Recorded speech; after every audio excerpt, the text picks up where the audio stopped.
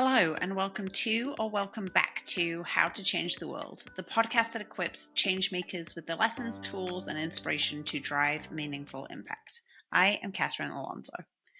Earlier this year, I spent a ton of time at the Arizona State Capitol working on a client project. Each visit, I would see the same powerful scene unfold. A sea of poster boards, matching t-shirts, and megaphones echoing through the unshaded courtyard. Parents, caregivers, and advocates had gathered to demand something most of us take for granted: consistency, stability, and support.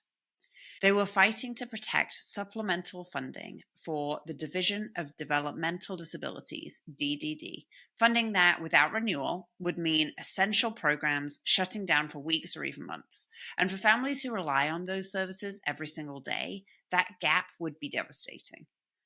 The more I learned about the people behind the scenes, the more I realized this wasn't just a policy issue. It was a story about resilience, advocacy, and the unshakable power of community. And it was a story I was absolutely dying to share with you. To help me tell you that story today, I'm joined by two extraordinary women who were on the front lines of that fight. Brandi Coon is a mother of three, caregiver, nursing student, and community builder. As president of the Raising Voices Coalition, a group of disability changemakers empowering self-advocates and caregivers with the tools to advocate and lead, Brandi works to build connections between families, caregivers, and policymakers. And Amy Haley is a disability advocate, writer, and photographer, as well as a homeschool mom to 13-year-old twins, one of whom lives with an ultra-rare genetic disorder. A former Stanford swim team captain, Amy now channels that same tenacity into changing the systems that so often fail the people who need them the most. Together, Brandi and Amy have helped transform crisis into momentum. And their fight to save disability support services is a masterclass in how ordinary people can create extraordinary change. Without any further ado, here is my conversation with Brandi Coon and Amy Haley. Brandi Coon and Amy Haley, welcome to the podcast. Thank you. Thanks for having us. Thanks.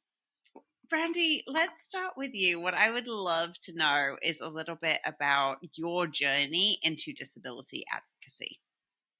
Yeah, so my story starts in eastern Idaho. My husband and I had just been married for about a year and a half, and we had our oldest son, Tyson. And when he was 6 months old, he had bacterial meningitis that caused a really severe traumatic brain injury. And one of the first experiences that I remember very clearly from that very traumatic hospital stay that was life-changing in a lot of ways, but we had a doctor the following morning that we were in this little 5-bed pediatric ICU. Come in, we were doing rounds. So when all the professionals talk with the family and chat about what the care plan is that day, and we're discussing, what medications he was going to do, what interventions they were going to propose. And the doctor looked at my husband and I and said, "Your voice matters here. Your opinions are just as important as anyone else in this circle." And that is a very unique experience, as I've come to learn in this space. But it was at that moment that I was,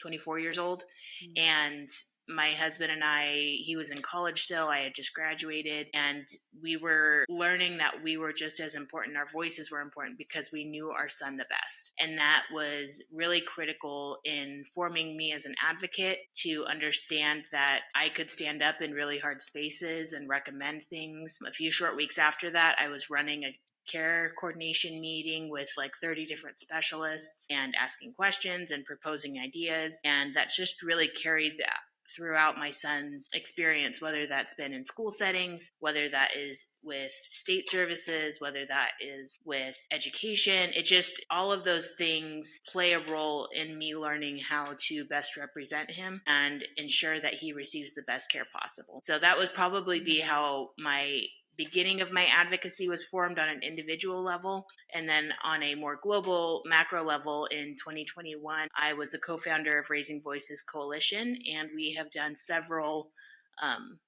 campaigns on creating policy change as well as legislative change. And that coalition has grown over the years and has really shown what nonpartisan grassroots change making really looks like. And so it's been really powerful to see that grow and have the right people come into the space and really showcase their skill set as we work with change makers and lawmakers to ensure that services and supports for people with disabilities is here long term. That's wonderful. Thank you so much for sharing your story with us. And Amy, I have the same question for you. What was your journey into disability advocacy?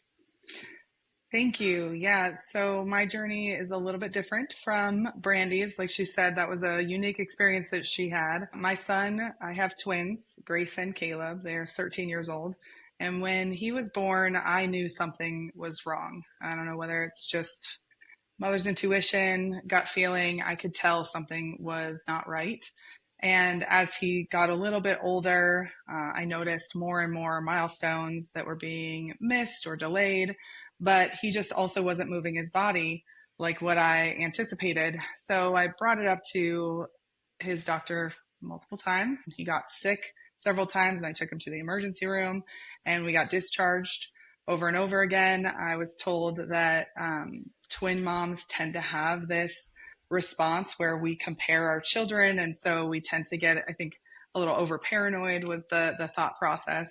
I was diagnosed with postpartum anxiety because I was bringing it up feeling like something wasn't right and sent to therapy. So I was kind of told early on repeatedly that my perspective and my voice was not powerful, and that I needed to kind of calm down and stop over analyzing everything. And it wasn't until he had his first seizure at 8 months old that my voice started to matter a little bit more. So that snowballed. He had that first seizure and then multiple diagnoses over and over again.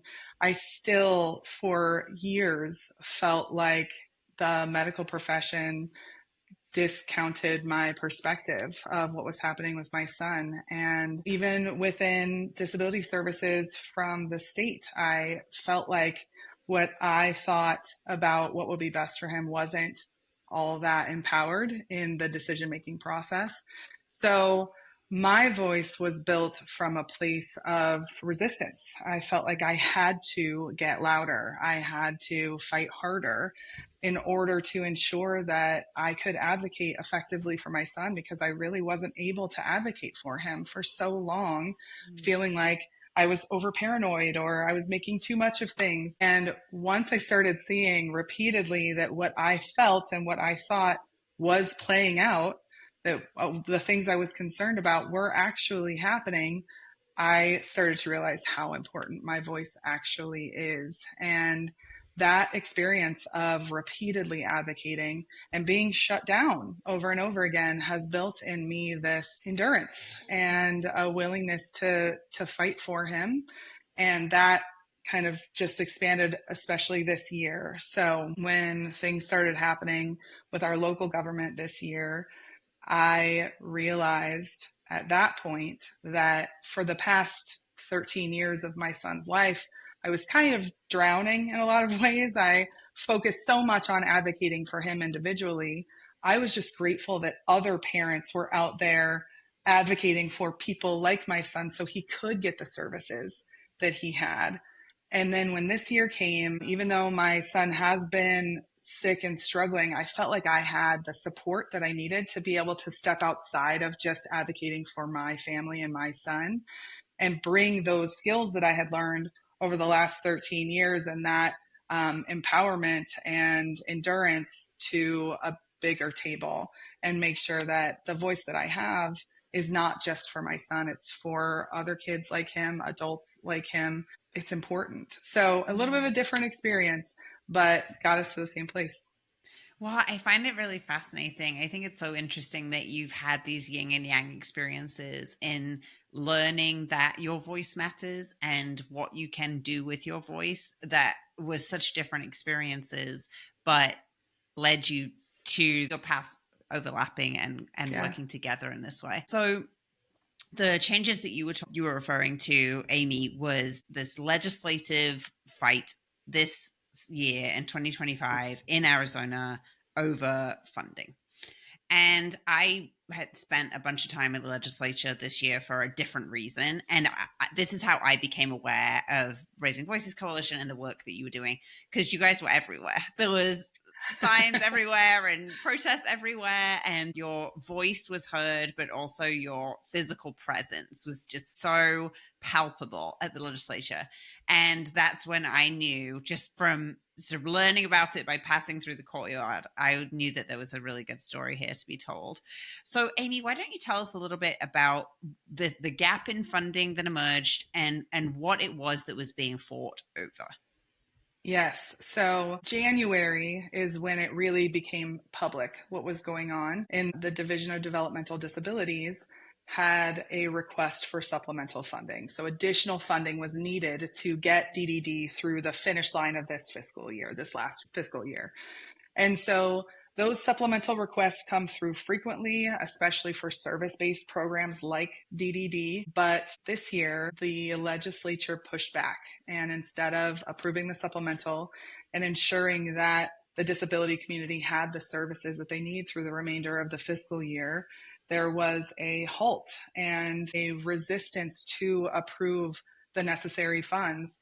And so we had a real risk of DDD going unfunded for at least a few weeks. There was a potential for more than a month of a lack of funding. And the legislature was requesting reform. So they did not want to provide the supplemental funding that was necessary unless there were changes made to DDD. One particular change that they wanted to see was an elimination or a significant decrease in the parents as paid caregivers, which Brandi had worked with Raising Voices Coalition along with many advocates in the disability space to create this program because there is a real lack of workforce for the disability community. There are not enough direct care workers who are willing to work with our children and adults in the community. So parents as paid caregivers came to play as an opportunity for us to build the workforce. And they wanted to eliminate that, or at least cut it down significantly without a replacement for that workforce. And so that's where Raising Voices sound the alarm and let us know that this is not what's okay for our community. And Brandi was actually at one of the first meetings where that came out publicly. Yeah. So, Brandi, what was that like for you? How did you first hear about the funding for DDD being in question? And then what did you do? And how did you mobilize the Raising Voices Coalition? Yeah, so I actually first heard about the legislature concern back in December because I was listening to some JLBC or some budget meetings that were taking place out of session. And I was already hearing a lot of misinformation being shared about this Parents as Paid Caregivers program and workforce expansion. And so it got me all riled up because I had worked for multiple years along with many other advocates to ensure that that program would not just be a COVID era program, but a permanent fixture in our state. And so I was down at the Capitol in January when there was a appropriation or another budget committee meeting. And I was in the room when things were said about children's services being cut by a significant amount. And I was livid inside. I knew that I had a powerful community that was able to raise our voices and able to respond to this. And I knew that they didn't know what was coming. And that really just activated me, as well as thousands of other people, to show up. And it included some individuals who could just send one email one time to people who were down at the Capitol with me almost every single day. And so it ranges in what people could participate in, but we were able to create calls to action that really allowed people to participate at the level that they were capable of and receive enough information, enough draft emails, enough context so that they could share their story in conjunction with the ask so that we had a united front. Yeah, Raising Voices Coalition has a unique and powerful purpose of giving those levels of advocacy and creating a different level for the different capability that individuals might have. So this year, I was capable of being more on that end of being at the Capitol quite a bit more frequently. But if you would have asked me 2 years ago, I needed to just be able to send a quick email and that was it if I wanted to advocate. Otherwise, I'm out completely.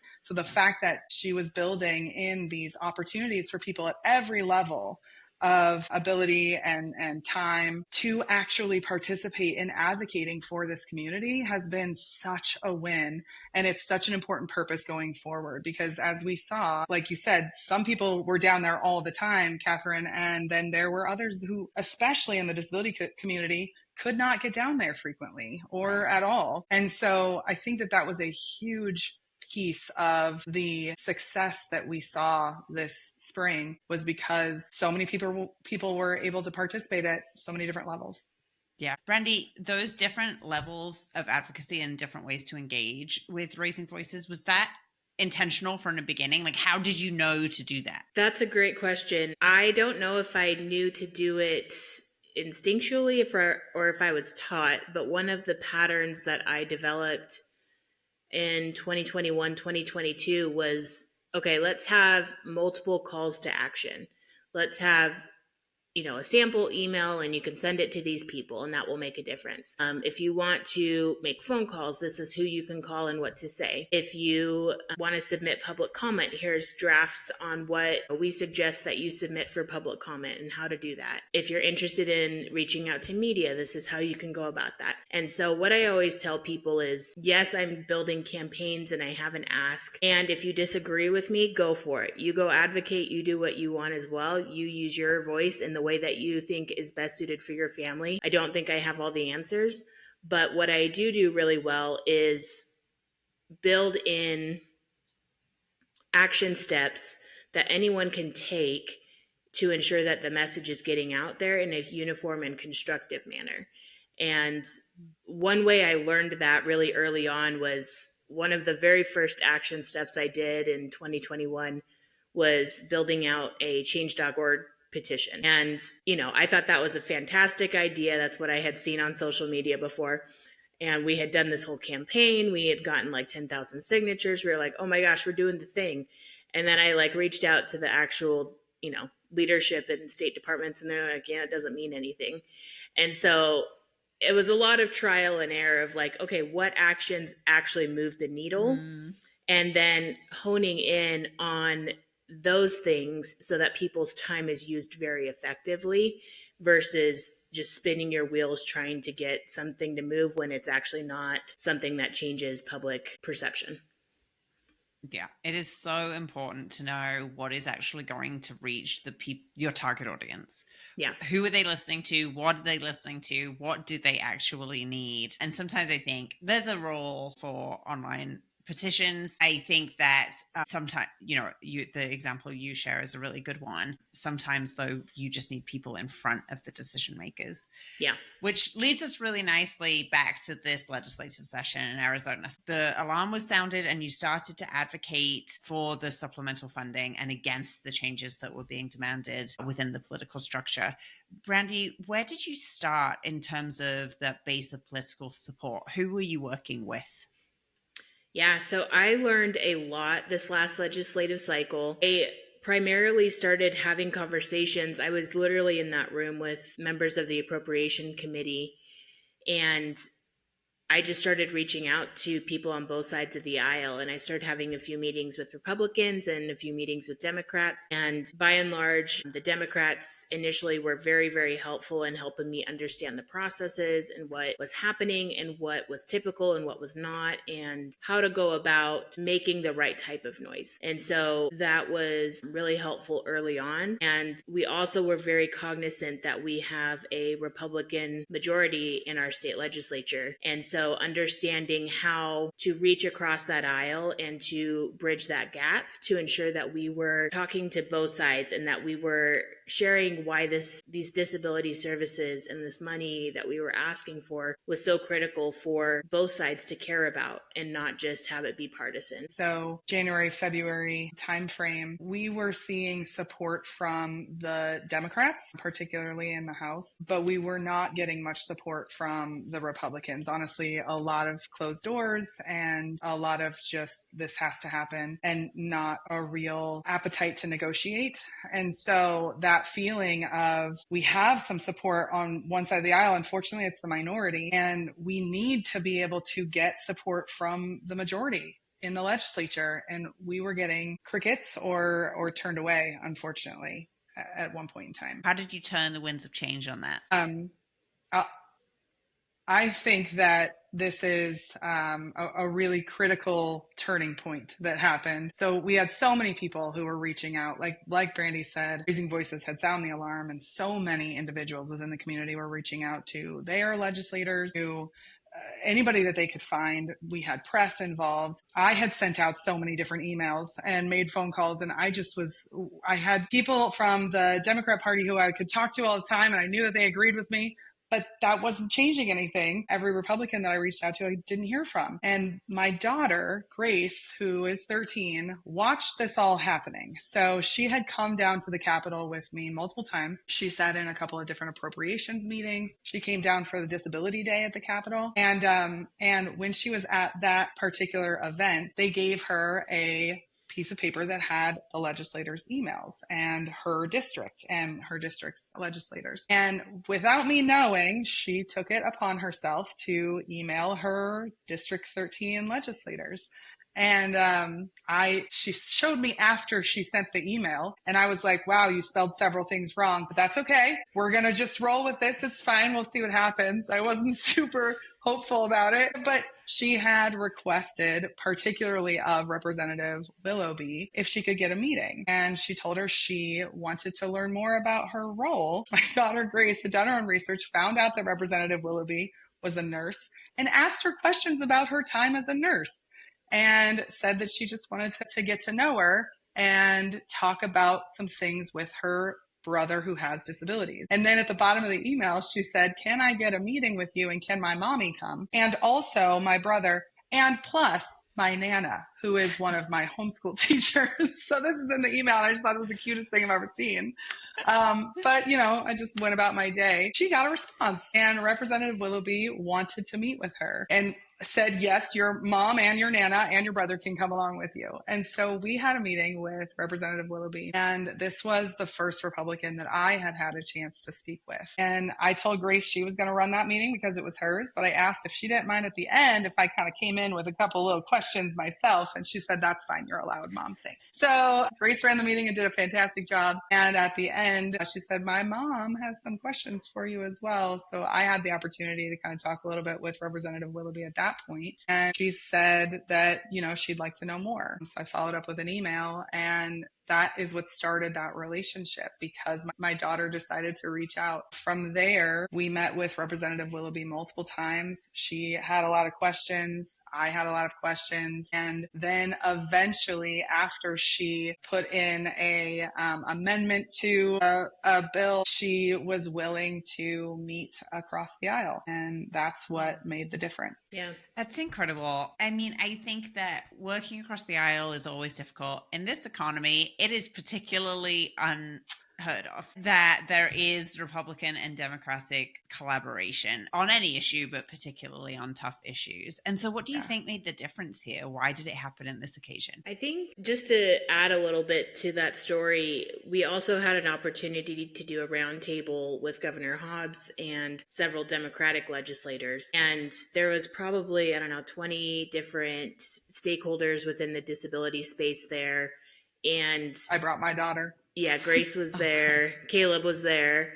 And it was just a really powerful moment that also the Democrats in that room got to hear from Grace, and they got to be told, we need to put partisanship aside and figure out these issues. And I think both of Republican and Democrat sides had this kind of come to reality moment in the spring with our community of disability doesn't choose partisanship. It doesn't choose affluent families or poor families or one nationality versus another.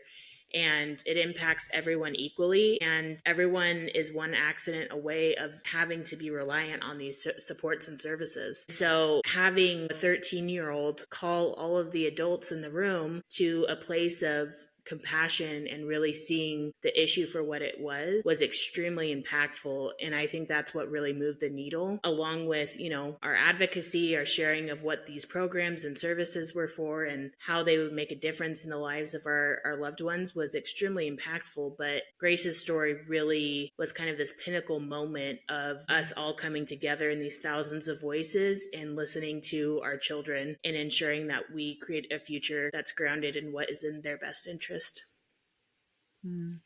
Yeah, And Grace. Go ahead. Grace really did call them to the table. So she had questions for Representative Willoughby in our meeting and asked her why some of the things were said in appropriation meetings that she didn't like. And then she had similar questions for the Democrats at that roundtable. She said that in order to see change and in order to actually have success, we have to swallow our pride and drop our egos. I think she said we need to have a united front, not a divided whole. I think that was actually a quote that she said. And so she said all these things, and one particular Democrat Representative Nancy Gutierrez, looked at her and said, I hear you, and I'm going to do that.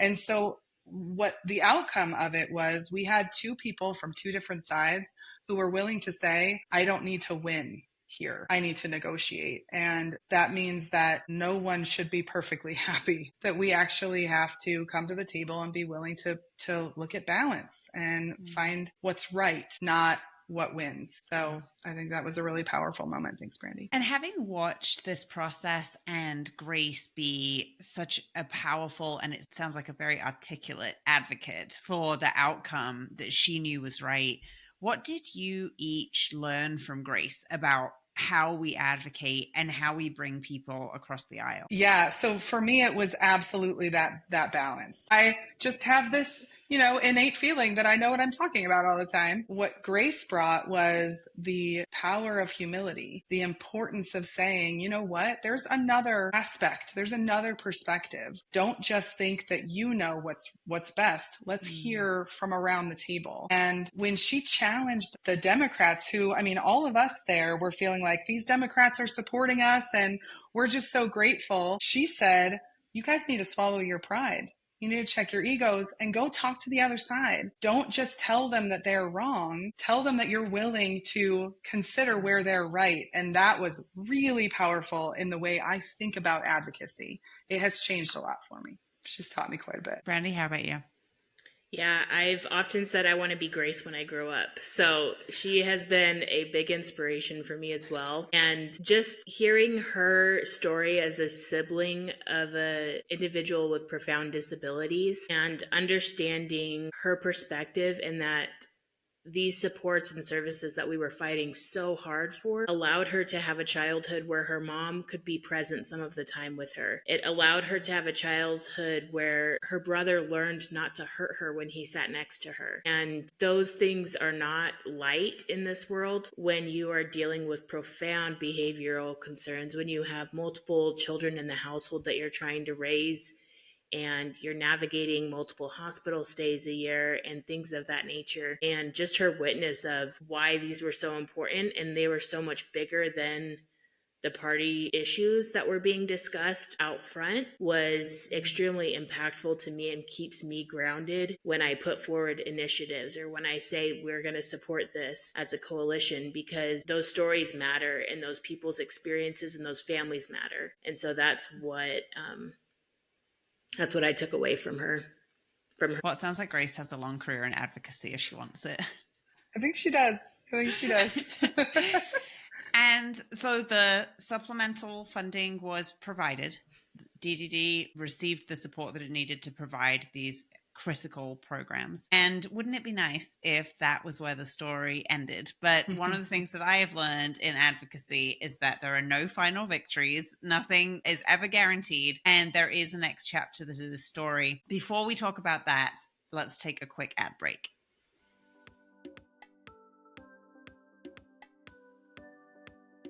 It is such a tough time for nonprofits, agencies, and changemakers. Funding is tight, capacity is stretched, and your work matters more than ever.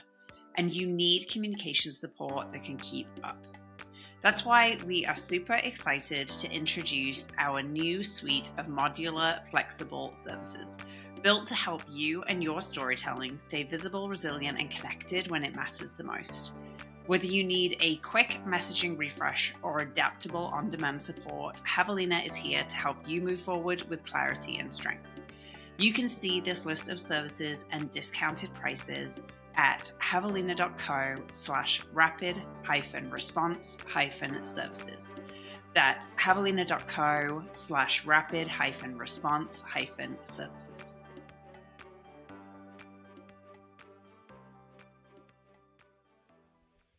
Okay, so let's pick up the story from earlier this year where the legislation was passed. But my understanding is that there were further challenges with DDD, with the Division of Developmental Disabilities. So what did that look like, Brandi? Yeah, so part of the legislation required that a new assessment tool go into place by October 1st. And this is a perfect example of when you create legislation, you have consequences down the line for how that is implemented moving forward, right? So the legislation gets signed and then policy needs to be changed and things need to go into motion to be compliant. And so in the spring and May, there was draft versions of some new assessments that were put into public comment. And I myself submitted over 40 pages of public comment on all of these policies and the new assessment tool and all of things of that nature. Then we received, kind of this radio silence, and we didn't hear much from the state Medicaid department. And in the beginning of September, there was an email blast and a public forum that was held announcing the updated policies and this new assessment tool, particularly for two service lines of attendant care and habilitation, which are just small parts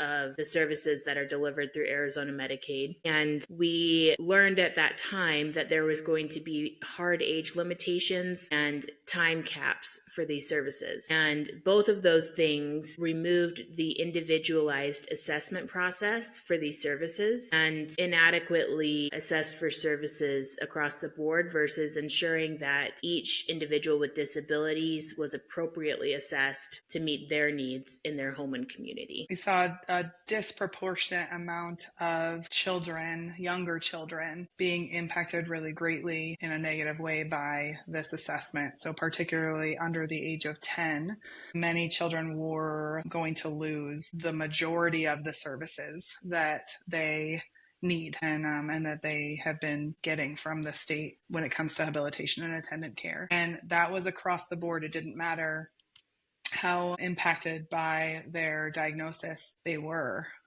Every child at a certain age was going to have a cap of a very low amount of services, particularly for the little ones. And so Brandi and I remembered what it was like when our kids were that age and that little. And like I said, there was no advocating outside of just for my son at that age because I was drowning. It was so hard to ensure that he was safe and healthy, let alone going and trying to help support other people in the community. And I just can't imagine what I would have done if I had less services. And that's what this assessment was going to do. Yeah.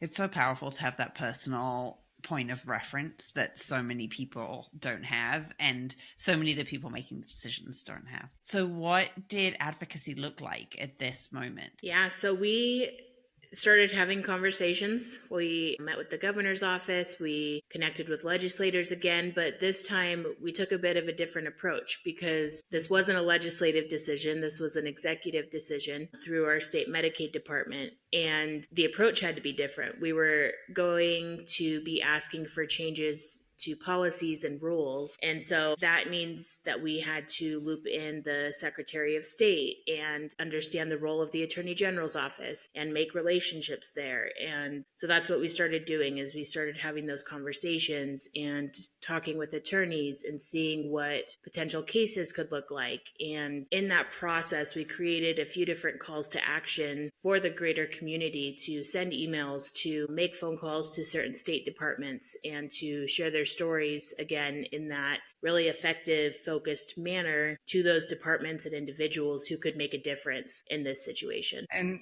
Storytelling was absolutely a huge part of this process yet again, just as it always is. So in multiple meetings that I had with the state agencies, with people who we hoped would have the power to make a change, we're talking specifically about how these changes, this assessment tool, would have impacted my son. So I specifically shared that at the age of 5, my little Caleb was not so little, and he has self-injurious and aggressive tendencies. And at that point, at even 5 years old, he required 2 grown adults to assist with things like diaper changes and dressing and bathing. These new changes were going to remove even the potential of a child that age to be assessed for assistance in that way, let alone give them what they need. So bringing those stories to the forefront, making sure that the people who had the ability to make a change knew what this actually meant at the ground level, at the front lines, if you will, because like you said, they don't necessarily have lived experience. And so one of our main goals is to ensure that stakeholders in these processes are people with lived experience. If my son can't be there to share his story, I sure as heck want to be there to share his story. My daughter wants to be there to share his story. And it's the same thing for Brandi and her son, because it isn't just about bottom lines and budgets. It's about human lives. It's about our children, and the storytelling matters so greatly in this space. Well, you're both speaking my language, because Brandi, you shared, different audience, different strategy, right? Like different audience, different instrument. So the strategy has to change. And so often I think that we develop change-making strategies based on what we've seen other people do or what we think might work, without thinking, what works for this particular problem and this particular target audience. And then Amy, you're saying, yes, but you know what both need is storytelling.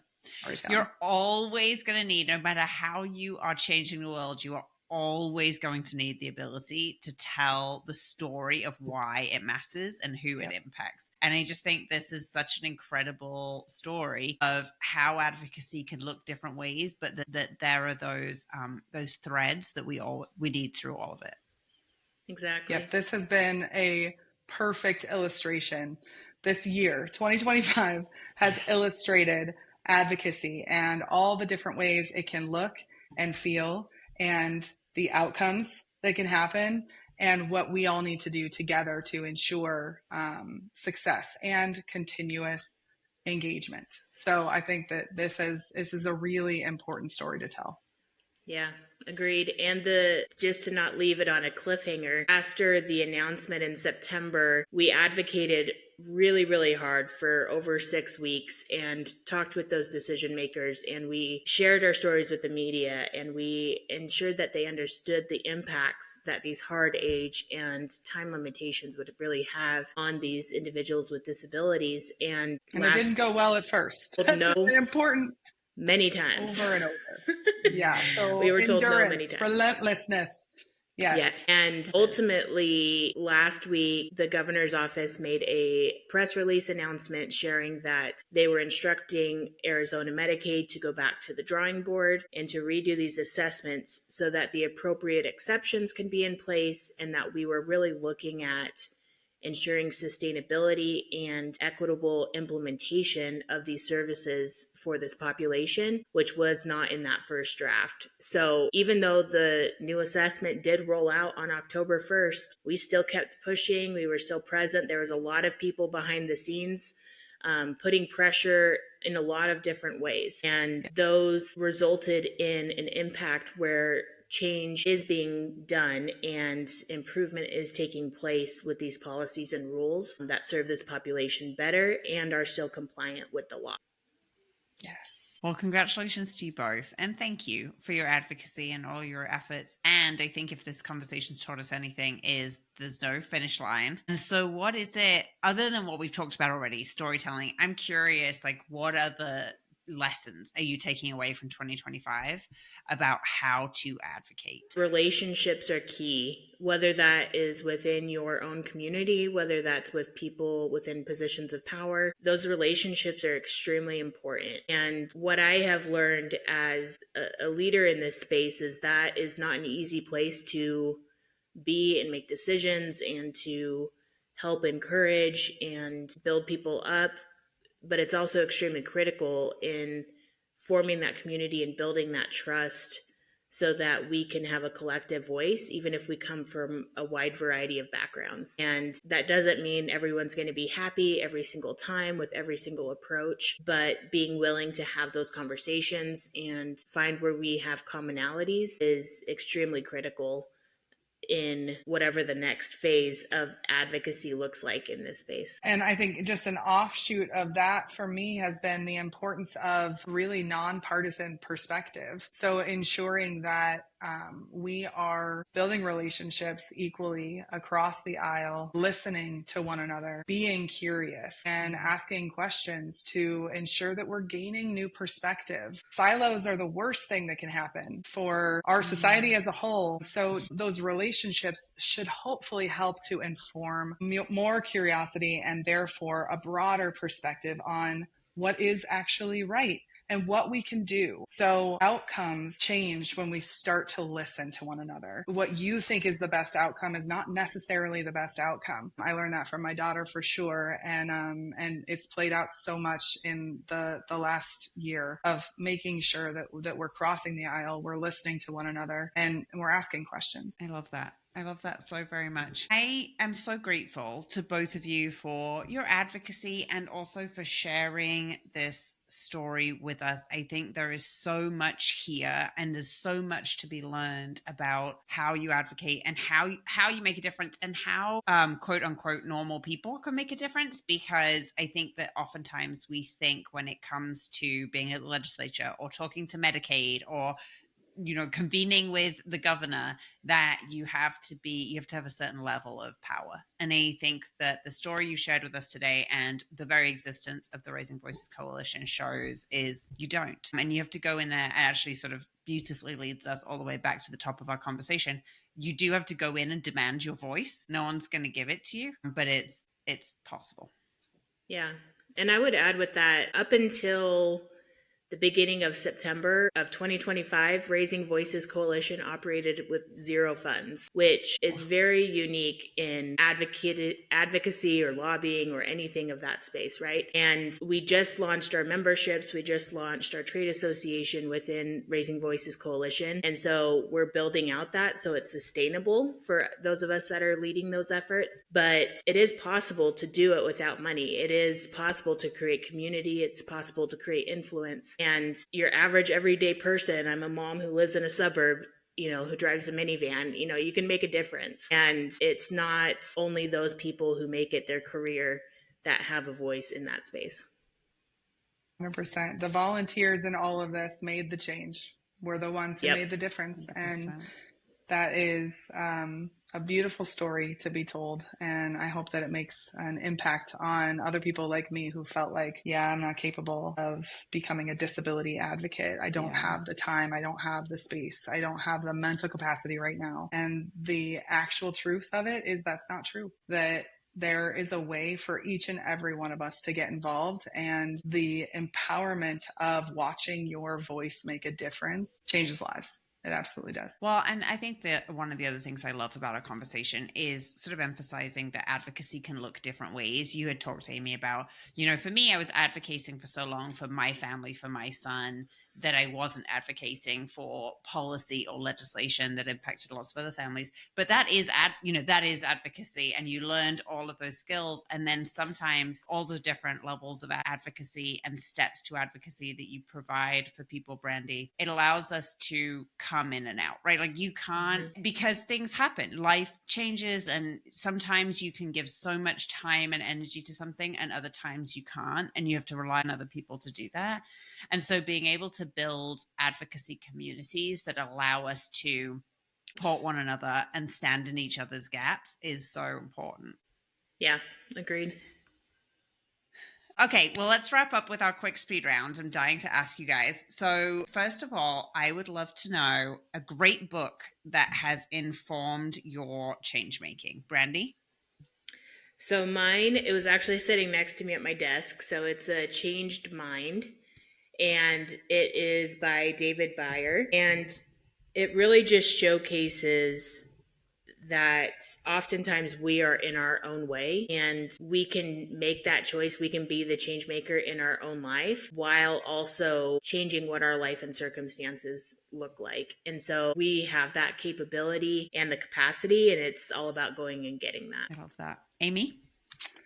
So my answer is the Bible. So I actually this past year, during the entire process of all of this, have been taking classes, theological classes, and In your free time?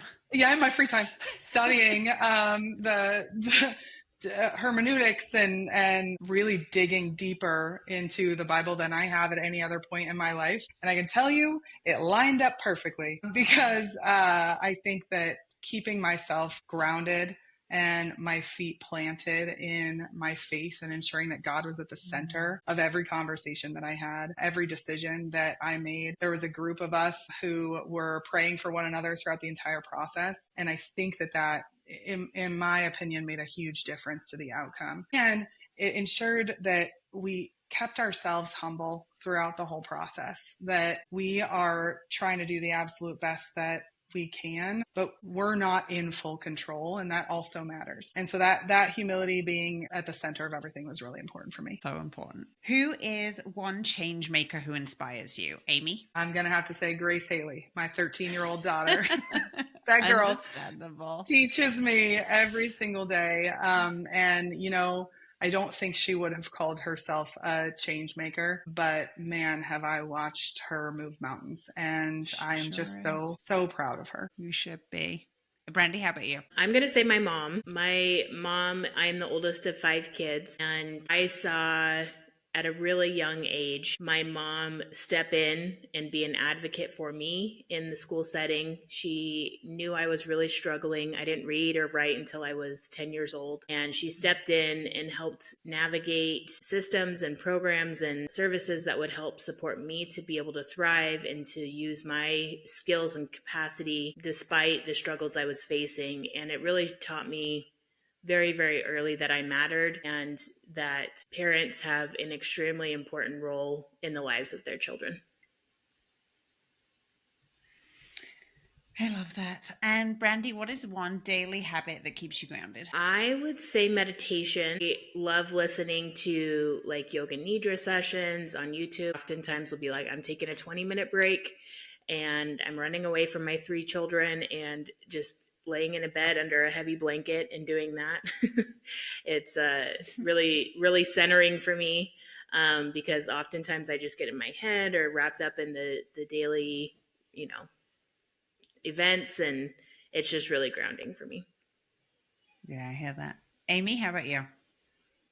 Prayer is absolutely my answer for this one. So, specifically praying for the leaders, the people who have power in these positions, to have softened hearts to hear the stories that we bring to them, and that they would be willing to change their hearts and their minds. And also just praying for everybody in this community, because this has not been an easy go. This year has been incredibly stressful for parents and members of the community alike. And I just think about that all the time. We have a lot of people in the community who are really struggling this year. So praying for them to feel peace and comfort that doesn't necessarily make sense. That's what I'm always praying for. And finally, Amy, how would you describe change making in one word? Balance. So I've talked quite a bit about the importance of listening to one another and being willing to see both sides and bring in perspectives from both sides and not just siloing down, but balance within even the policy. So fiscal responsibility and ensuring that services meet needs. Having that balance be a part of everything that we do, and keeping that at the forefront, that we're not just trying to make sure that we get everything that we want. We're looking at what is best on a grand scale, much more universal and bigger than just today. We want to look at the next decades. I love it. And Brandi, change making in one word? Yeah, I think this is why Amy and I are a good balance, but my word is revolutionary. And that is particularly because it transforms the way things are done, deeply understanding what is taking place and what we want to be different. And so yes, we have that same goal and mindset, but we have different ways that we're going to put energy into creating those differences and that long-term sustainability. And it often reminds me of, our founding fathers of they were these young adults who wanted to create change, and every way that it was looked at, they were going to lose, but they still tried and they formed a revolution and they made a difference and they formed this country. There's a lot to learn from that. Even if you fail, even if you have bad experiences, even if you get told no 100 times, there's still something you can go after and you can still create a revolution and create change. I love it. And end us on the perfect note. Last question, Brandi, for anyone listening that wants to connect with you and the Raising Voices Coalition, what is the best way for them to do that? Yeah, so I would say twofold. One is our memberships, which can be found at raisingvoicescoalition.com. And that is for self-advocates, for allies, for caregivers, as well as provider agencies. And we offer an online learning hub and other resources for people to get involved at more of a deeper level through those memberships. And it also supports our efforts and our work to be able to sustain this level of advocacy long term versus just like a one initiative issue. And the other place I would say is our recently launched podcast, which is called Say It Louder. And we are getting new to podcasting and learning the ropes there, but we wanted to dive in and get started with it. And so there's several stories on there and, recent events and things of that nature that we kind of stay up to in this space. I love it. Brandi, Amy, thank you so very much for your time and just sharing your story with us today. Oh my gosh, wasn't that absolutely incredible? I just am so inspired by Brandi and Amy's advocacy and their stories right from the very beginning in terms of how they each learned that their voice matters and how to utilize that voice in advocacy, all the way through from how the lessons they took from all of their work this year about how to craft strategy based on who your target audience is, but also how to utilize storytelling and the power of storytelling. And I think the other thing I took away from their story was just never give up, never stop fighting. Keep focused on why you do what you do and lean on each other, but just never give up and continually advocate for the things that you know matter. It makes a world of difference. What I would love is if you enjoyed this story, if you enjoyed this episode, please share it with someone that you think might need some uplifting today. Somebody who is just down on the state of the world, and it is so easy to feel that way right now. Send them this episode and tell them, listen to this. I think it'll make you feel better about what's going on and how change is made, because it is possible, and it's possible because of passionate advocates like Amy and Brandi and you. I cannot wait to share another story of change with you. I hope you have a great one.